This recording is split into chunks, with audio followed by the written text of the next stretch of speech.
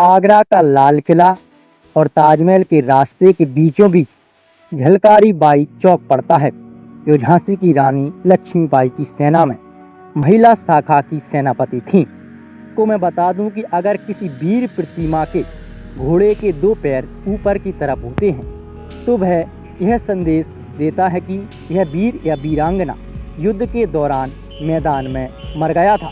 नमस्कार और राधे राधे दोस्तों, इस वक्त मैं आगरा के ताजमहल से कुछ ही दूरी पर खड़ा हुआ और जो मेरे बैकग्राउंड में आप देख रहे हैं, यहाँ पर हम वाहन वगैरह रोकने के लिए ये पार्क है और यहाँ पर जो वाहन वगैरह रखने के लिए यहाँ पर चार्ज है 100 रुपये। और इधर देखिएगा, ये आपको शाहजहाँ गार्डन दिख रहा होगा, ये मेन गेट है लेकिन जो बंद रहता है। और इधर देखिएगा आप, ये यहाँ से पैदल ही हम ताजमहल के लिए जा सकते हैं या कोई भी वाहन के साथ में जो कि किराए पर मिलते हैं तो वो डायरेक्ट हमारे लिए ताजमहल पर छोड़ेंगे। तो चलिएगा, चलते हैं।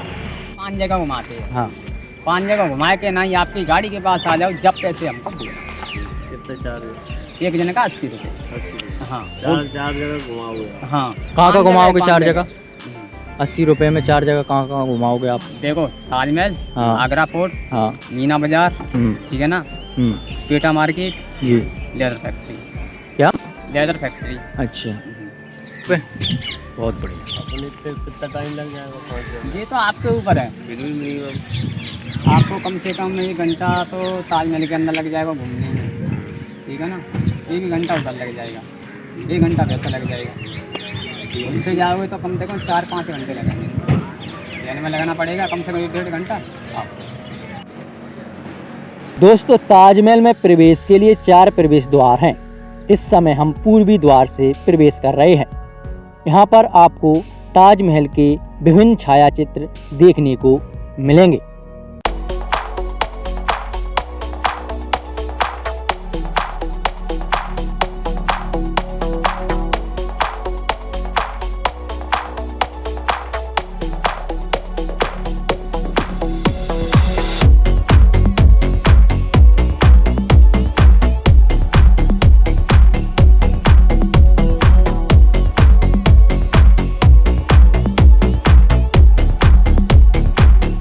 जैसा कि आप देख रहे होंगे, यह विशालकाय ताजमहल का प्रवेश द्वार है जो लाल बलुआ पत्थर के बने हुए हैं, जो समीप के फतेहपुर सीकरी और राजस्थान के धौलपुर से मंगवाए गए थे। ताजमहल पूर्ण रूपेण लगभग 60 बीघे क्षेत्रफल में फैला हुआ है।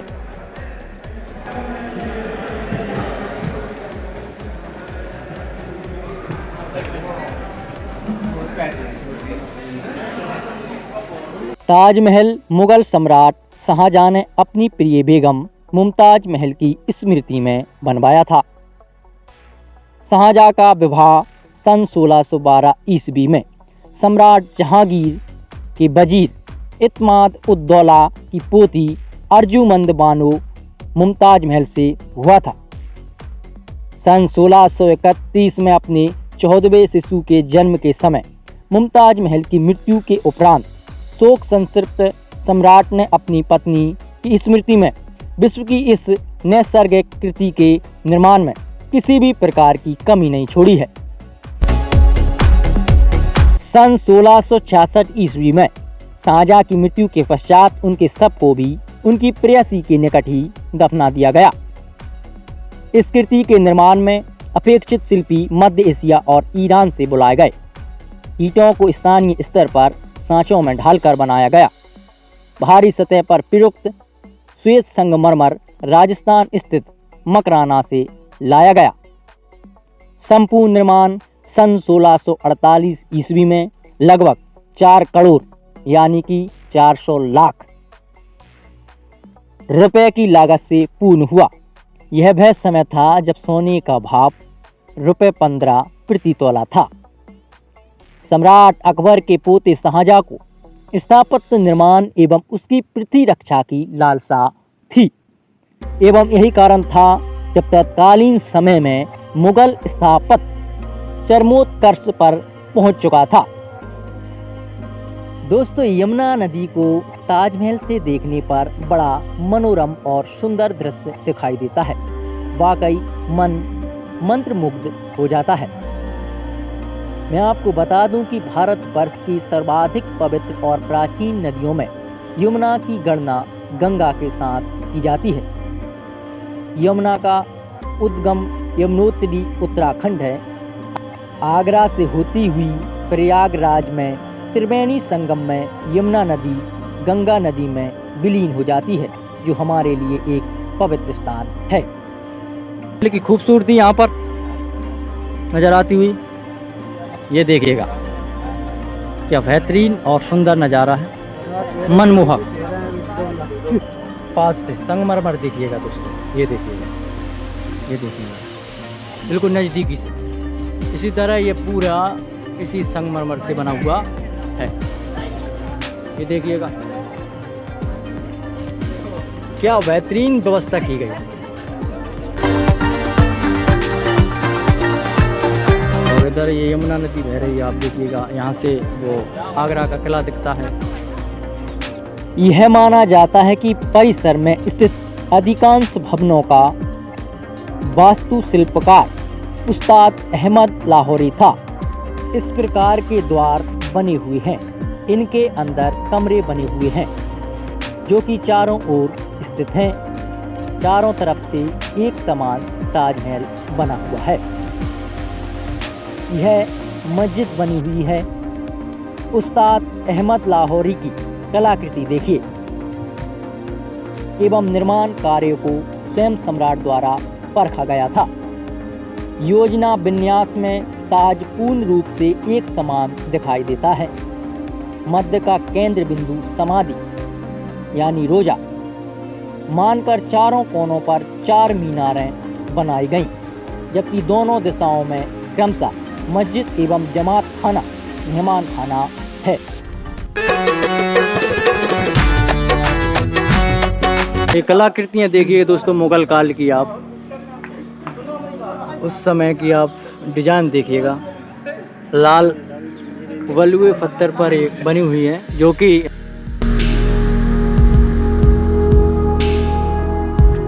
ये देखिएगा कितनी मेहनत उस समय की गई होगी।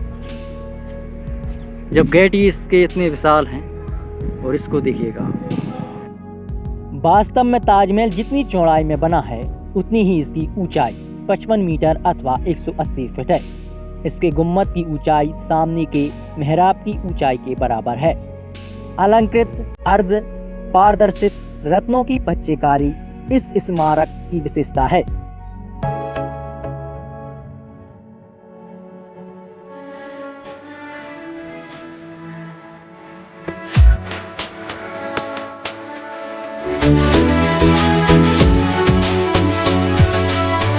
नमस्कार और राधे राधे दोस्तों। इस वक्त मैं मौजूद हूँ भारत के उत्तर प्रदेश राज्य के आगरा जिले के ताजमहल पर, जो कि यमुना नदी के किनारे बसा हुआ है। और मैं आपको बता दूं कि दिल्ली के सल्तनत काल के मुस्लिम शासक सिकंदर लोदी ने सन 1504 में आगरा की स्थापना की थी, ऐसा कहा जाता है। लेकिन मैं आपको बता दूं कि आगरा को महाभारत काल में अग्रवन या अग्रबाण नाम से जाना जाता था। जो कि आप देखिएगा ये ताजमहल, इसका निर्माण सन 1632 में शाहजहां ने करवाया था, और इसको बनने में लगभग 21 साल लगे थे, और उस समय के 40 लाख रुपए खर्च आए थे, ऐसा किताबों में बताया गया है। और मैं आपको बता दूं कि इसके अंदर शाहजहां की तीसरी पत्नी मुमताज महल की कब्र बनी हुई है। मुमताज महल को पहले मध्य प्रदेश के बुरहानपुर में दफनाया गया था। जब ताजमहल का निर्माण हो चुका था, तब इसको वहाँ से उनको यहाँ पर लाके दफनाया गया था। ऊषा काल से मध्य रात्रि तक संगमरमर की छटा एवं उसके बदलते हुए अद्भुत दृश्य शाहजहां के ताजमहल को पृथ्वी पर स्वर्ग की कल्पना को साकार करते हैं। ऑस्ट्रेलिया की पूर्व प्रधानमंत्री जूलिया गिलर्ड भारत आई थीं। तब उन्होंने ताजमहल को देखने के बाद कहा था कि आज मुझे एहसास हुआ कि इस दुनिया में 2 तरह के लोग हैं, एक वो जिन्होंने ताजमहल देखा और एक वो जिन्होंने ताजमहल नहीं देखा। इधर इसके अंदर आपको टॉयलेट की व्यवस्था भी मिल जाएगी। हजारों पर्यटक ताजमहल देखने आते हैं, वो यह नहीं जानते कि वो जो सामने देख रहे हैं वो ताजमहल का पिछला हिस्सा है। यह अफवाह गलत है कि शाहजहां ने ताजमहल को बनाने वाले कारीगरों के हाथ कटवा दिए थे, ऐसा कहीं कोई उल्लेख नहीं है। और दोस्तों, आपको ताजमहल के अंदर विभिन्न प्रकार के छायाचित्र जैसे प्राचीन धार्मिक सांस्कृतिक महत्व के मंदिरों के चित्र, अनेक काल की घटनाओं के चित्र, हड़प्पा सभ्यता, आदि मानव काल के चित्र आदि देखने को मिलेंगे। आदि मानव का स्ट्रक्चर देखिएगा आप यहाँ पर, क्या खूबसूरत पूरा पाषाण कालीन संस्कृति की झलक देखिएगा, ऐसा बना हुआ है। देखिएगा दोस्तों, ये बीच में ताजमहल है और ये भी इसके जो कुछ भी इसके अंदर है वो यहाँ पर दर्शाया गया है। और ये बाहर का नज़ारा देखिएगा आप ताजमहल के। इसी के साथ जय हिंद जय भारत।